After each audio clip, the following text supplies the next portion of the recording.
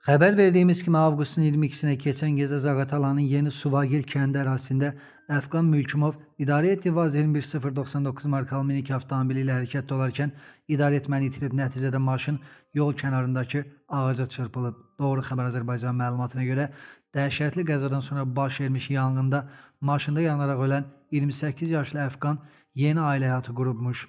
O bu ilin fevralında sevdiyi xanımla evlənibmiş. Hadisədən sonra Əfqanın xanımı təsirli paylaşımlar edib.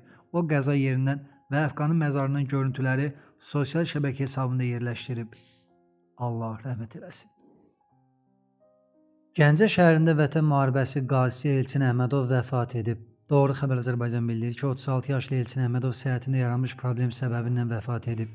Qeyd edək ki, mərhum Vətən müharibəsi başlayan zaman Kəlbəcər, Füzuli, Zəngilan istiqamətlərində döyüşüb, Kəlbəcərin işğaldan azad edilməsi istiqamətində gedən döyüşlərdə yaralanıb. Mərhum ailəli olub, 2 az yaşlı övladı yadigar qaldı.